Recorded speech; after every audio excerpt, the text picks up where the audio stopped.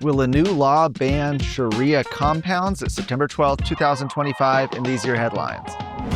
Governor Greg Abbott made a stop in McKinney this afternoon for a ceremonial signing of new legislation aimed at tightening property protections in Texas. Governor Abbott has framed the issue as banning Sharia compounds, though the legislation doesn't mention any specific religion.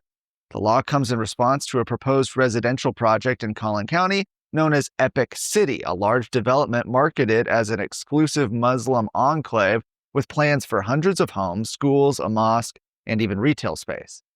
Instead of homeowners holding direct property titles, residents would have bought into a business entity that controlled the land, a setup that critics say is designed to sidestep state property law. The legislation, authored by Representative Candy Noble, creates a framework to regulate these business entity-owned residential arrangements. It requires that buyers be clearly informed when they are purchasing shares in an entity instead of holding title themselves. It also bars those same entities from charging fees or interfering with property transfers and mandates that disputes be handled in Texas or federal courts.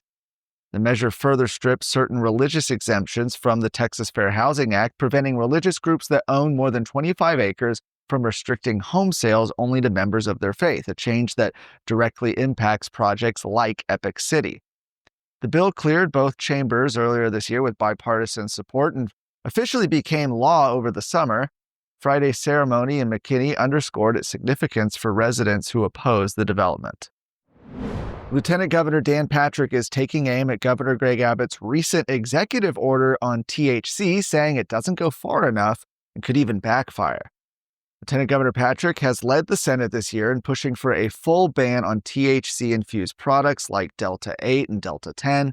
But after Governor Abbott vetoed that legislation earlier this year, the House declined to act during a special session.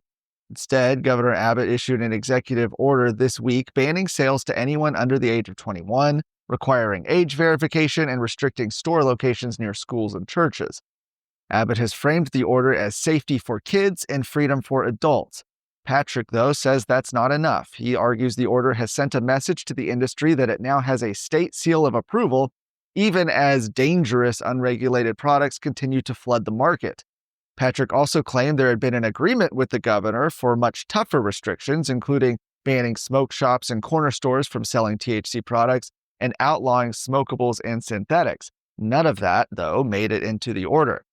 Patrick says only a complete prohibition will protect Texas youth. He voiced support for the state's medical marijuana program, but drew a hard line against anything resembling recreational use, warning that we do not want to be another failed Colorado.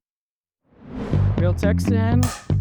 I hope you'll sit down with Texas Scorecard every Sunday as we visit with real Texans who are doing real things to make the Lone Star State shine even brighter. We're going to be talking to activists and politicians, but we're also going to be talking with men and women who are shaping business in Texas and driving for a better culture.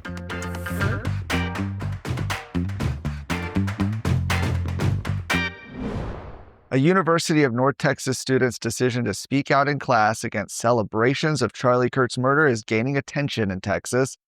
The student, Mary Catherine, recorded part of her quantitative methods class on September 10th. In the clip, another student shows video of Kirk's shooting to classmates and laughter's heard.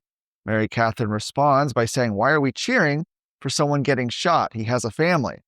On a follow-up, she said several in the class wished President Trump would be next and that when she pushed back, her professor laughed and told her to take it outside. The videos caught the eye of Representative Andy Hopper, who called the behavior a devaluation of life that is unacceptable. He confirmed he has spoken directly with UNT President Harrison Keller, saying if the professor really dismissed the student, that professor should lose their job. Another parent has since alleged that teaching assistants at UNT were overheard joking about Kirk's death, calling it their happiest moment since the attempted assassination of President Trump. UNT issued a statement saying the campus community was shocked by Kirk's assassination and that the actions of a few individuals don't reflect the university's values. They stressed that any student who violates the law or the code of conduct will be held accountable. They have urged anyone who feels threatened to contact campus police. For more of today's stories, go to TexasScorecard.com.